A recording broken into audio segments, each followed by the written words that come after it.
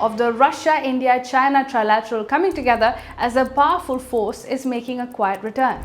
It was once a bold vision, an idea floated over 3 decades ago to reshape the global order by bringing together the 3 largest Eurasian powers outside the Western Bloc.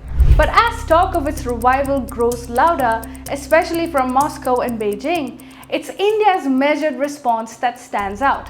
So what is really happening? Why do Russia and China want to revive the RIC? What are India's considerations? And which way will it ultimately go? This is Shubhangi Sharma and you're watching Fine Point. Let's dive in.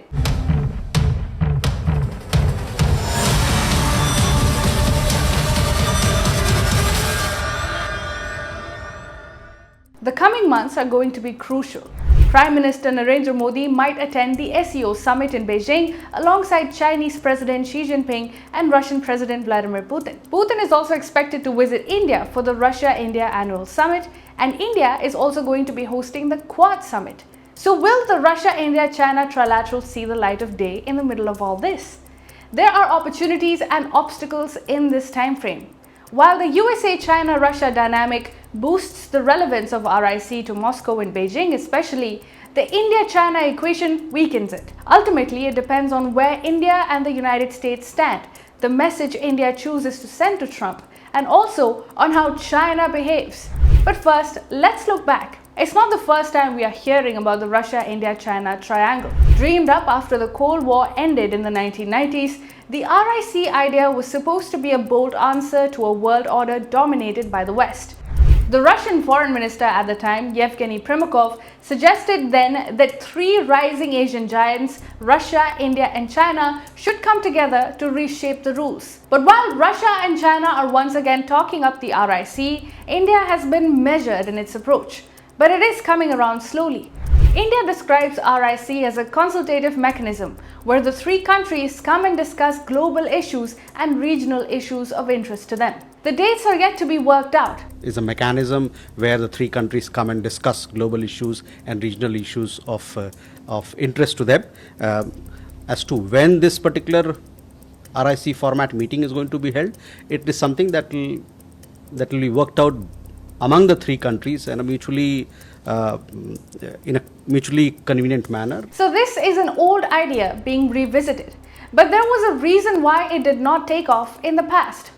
When the RIC dialogue began in the early 2000s, Russia and India were inching close on energy and defense collaboration. 2 agreements with China in 2003 and 2005 on boundary disputes also stabilized India-China ties. Meanwhile, all 3 countries sought deep ties with the United States and Europe. Russia craved a fresh relationship with America after the Soviet collapse. China was riding high on Western investment and trade. India was opening up to the world and signed a civil nuclear deal with the US. So there was no high-intensity friction with the United States, and so the triangle never took off. Later, things got more complicated when China flouted boundary agreements and started the China-Pakistan Economic Corridor, which passes through occupied Indian territory. Meanwhile, Russia's ties with the West were frayed after it took Crimea from Ukraine in 2014. And yet, by 2019, there was a formal leaders-level RIC summit in June 2019 on the sidelines of the G20 summit in Osaka, Japan. Prime Minister Narendra Modi, President Vladimir Putin and President Xi Jinping met and discussed global issues, multilateralism and reform of institutions like the WTO and the UN. This was significant, but the high was over soon. China's border aggression in the Himalayas led to the bloody Galwan clash in 2020, after which India-China ties unraveled. Moreover, if you fast forward from 2019 to today, the world is messier. The West is divided, the US under Trump is unpredictable, trade wars are heating up, and the Ukraine war and subsequent Western sanctions have pushed Russia even closer to China. So both Russia and China want to revive the RIC format. Russia has openly called for it. China has nodded in agreement, but India hasn't said much, at least not yet. While Russia's crashing ties with the West is a factor in India's hesitation, the real issue is China. There is deep strategic discomfort with China. You see, India and China are in the midst of a reset.